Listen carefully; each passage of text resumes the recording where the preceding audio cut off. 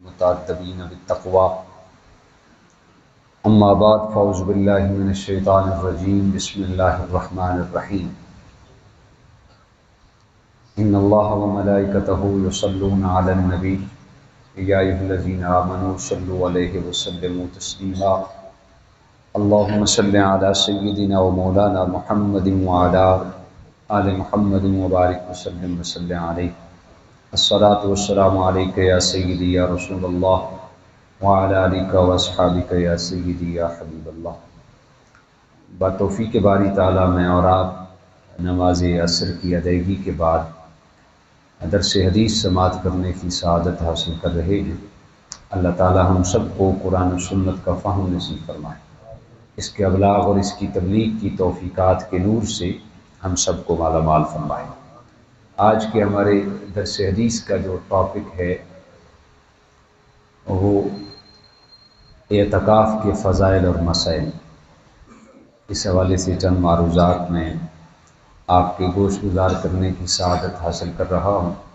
اللہ تعالی ہم سب کو توفیقات عمل نصیب فرمائے۔ اعتکاف کا لغوی معنی ہے ٹھہرنا، قرار پکڑنا، جبکہ شریعت میں جو اس کا معنی مقرر کیا گیا وہ یہ ہے کہ اللہ کی عبادت اور اس کی رضا کے ارادے سے روزے کے ساتھ مسجد میں ٹھہرنے کو اعتکاف کہتے ہیں۔ اسی طرح جماعت کو ترک کرنا اور دنیاوی معاملات سے چھٹکارا حاصل کر لینا۔ اعتکاف ایک عام ترین عبادت ہے جو تقوی اور پرہیزگاری کے لیے بڑی معاون ثابت ہوتی ہے۔ اسی طرح اخلاق و اعتبار کو سنوارنے میں بھی بڑا اہم کردار ادا کرتی ہے۔ مسجد کیونکہ افضل ترین اور محبوب ترین جگہ ہوتی ہے، اسی لیے اللہ تعالیٰ کے تقرب کے ارادے سے مسجد میں بیٹھنا یہ اعتکاف کہلاتا ہے۔ اعتکاف کی 3 اقسام ہوتی ہیں، 3 قسم کا اعتکاف ہے۔ ایک واجب اعتکاف ہے، ایک سنت اعتکاف ہے اور ایک نفل اعتکاف ہے۔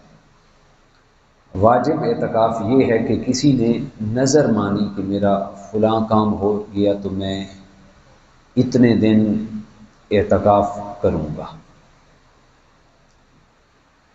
تو اگر اس کا وہ کام ہو گیا تو اتنے دنوں کا اعتکاف کرنا اس پہ واجب ہے، یہ واجب اعتکاف ہے۔ اگر نہیں کرے گا تو گناہ گار ہوگا۔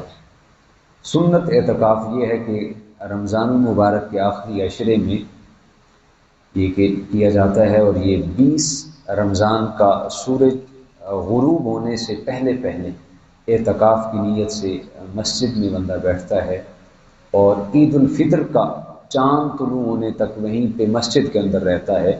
یہ سنت اعتکاف ہے اور یہ مؤکد علی الکفایہ ہے، یعنی پورے علاقے میں سے اگر کسی ایک آدمی نے بھی یہ کر لیا تو سب کی طرف سے یہ سنت ادا ہو جائے گی۔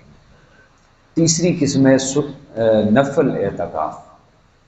نفل اعتکاف یہ ہے کہ دن یا رات میں یا کسی خاص مخصوص وقت میں جب بھی بندہ مسجد میں داخل ہو تو اعتکاف کی نیت کر لے۔ جیسے عام طور پہ نیت کی جاتی ہے نویت سنت الاعتکاف، یہ گھنٹے کے لیے بھی ہو سکتا ہے، یہ آدھے گھنٹے کے لیے بھی ہے، یہ ایک دن کے لیے بھی ہو سکتا ہے، ایک رات کے لیے بھی ہو سکتا ہے۔ یہ سنت، یہ نفل اعتکاف ہے۔ حضور علیہ السلام نے اپنے فرامین کے ذریعے اعتکاف کے بڑے فضائل بیان کیے۔ کنز العمال کی یہ حدیث پاک ہے اور حدیث نمبر ہے 24006۔ حضرت امام حسین رضی اللہ تعالیٰ عنہ اس حدیث پاک کو روایت کرتے ہیں۔ رسول کائنات صلی اللہ علیہ وسلم نے ارشاد فرمایا، من اعتکف عشرا فی رمضان کان کحجتین و عمرتین۔ فرمایا جس شخص نے رمضان میں آخری 10 دنوں کا اعتکاف کیا، یعنی آخری عشرے کا اعتکاف کیا، تو وہ ایسے ہے جیسے اس نے 2 حج اور 2 عمرے کیے ہوں۔ یعنی 10 دن کے اعتکاف کی یہ فضیلت اور اہمیت ہے۔ جو بندہ 10 دن اعتکاف کرتا ہے رمضان کے آخری عشرے کا، تو وہ 2 حج اور 2 عمرے کرنے کے برابر ہے۔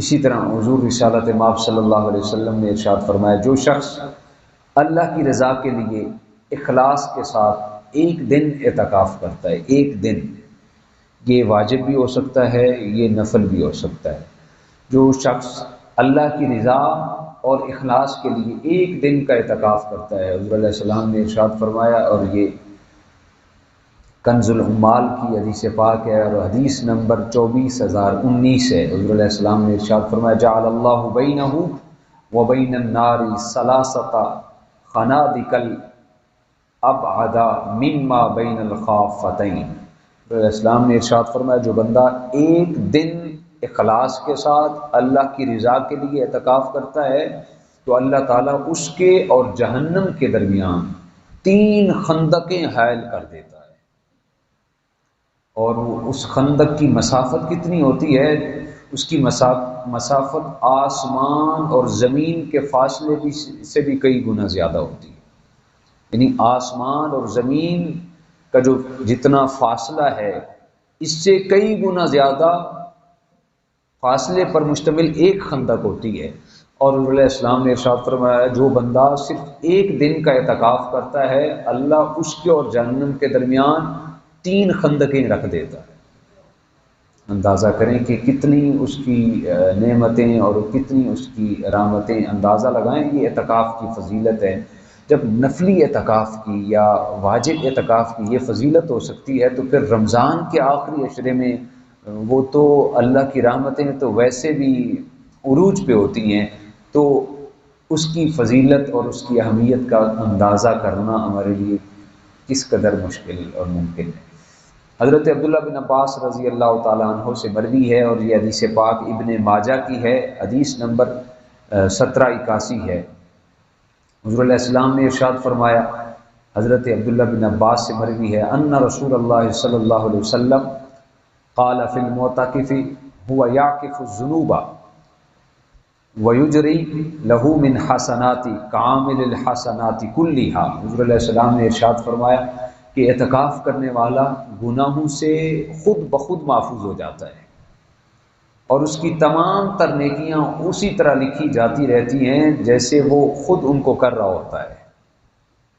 اس حدیث سے معلوم ہوتا ہے کہ اعتکاف کرنے والا اعتکاف کی صورت میں ساری برائیوں سے، گناہوں سے خود بخود محفوظ ہو جاتا ہے، مثلا غیبت سے محفوظ ہوتا ہے، چغل خوری سے محفوظ ہوتا ہے، بری مجالس سے محفوظ ہوتا ہے، ناجائز اور حرام چیزیں کھانے سے محفوظ ہوتا ہے، اسی طرح حرام چیزیں سننے سنانے اور دیکھنے دکھانے سے محفوظ ہوتا ہے۔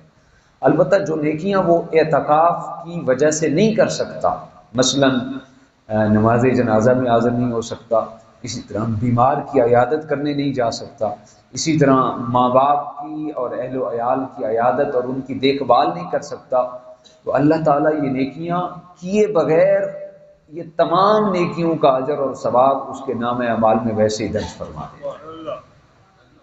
اور حضرت عطا رحمۃ اللہ تعالیٰ علیہ یہ جید تابعی ہیں، آپ فرماتے ہیں حضور علیہ السلام نے ارشاد فرمایا کہ معتکف کی مثال اس مجرم جیسی ہے جس نے اپنے آپ کو رحمان کے سامنے ڈال دیا ہو اور وہ کہہ رہا ہو اللہ کی قسم میں اس وقت تک نہیں ٹلوں گا جب تک وہ ذات مجھ پہ رحم نہیں کرے گی، تو معتکف اپنے آپ کو اللہ کے حضور حاضر کر دیتا ہے، اے خالق و مالک اللہ، میں تو اس قدر تھا کہ میں تیرے حضور آ گیا، اب بخشش کرنا، مغفرت کرنا تیرے ذمہ کرم پہ منحصر ہے، تو اللہ تعالیٰ اس سے معاف فرما دیتا ہے۔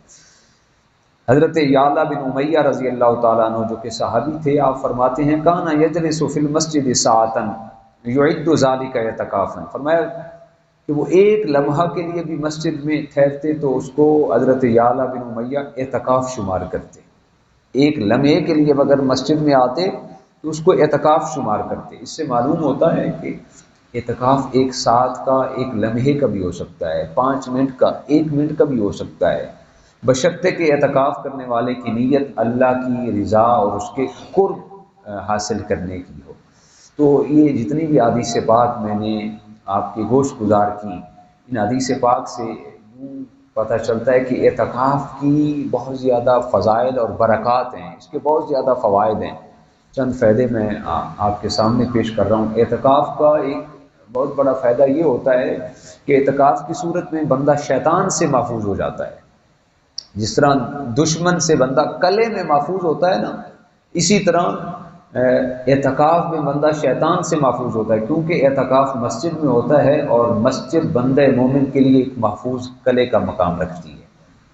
دوسرا فائدہ یہ حاصل ہوتا ہے کہ اعتکاف اللہ کی رضا اور تقرب کے حصول اور پل صراط سے بآسانی گزر کر جنت میں پہنچنے کا ذریعہ ہے. اسی طرح اعتکاف بندے کو فرشتوں سے مسابت اور ہم نشینی اور ان کی طرف سے اعانت اور تعاون حاصل کرنے کا ذریعہ بن جاتا ہے.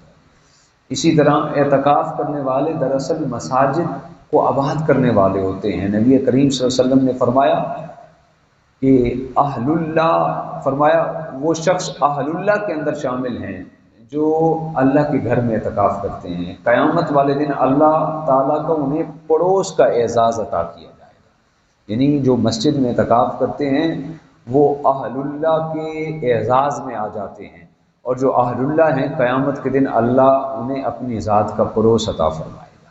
یہ اعتکاف کے فضائل اور مسائل اور اس کی اہمیت اور فضیلت ہے. بڑے خوش بخت اور خوش نصیب ہیں جن لوگوں کو اللہ یہ سعادت عطا فرماتا ہے. اعتکاف چاہے وہ نفل ہو، چاہے واجب ہو، چاہے سنت اعتکاف ہو، وہ اپنے مثالات ہیں. ڈھیروں رحمتیں اور ڈھیروں برکتیں اس کے اندر ہیں. کل انشاءاللہ ہم پھر اسی ٹاپک کو لے کے آگے کچھ احادیث اور کچھ مسائل ڈسکس کریں گے.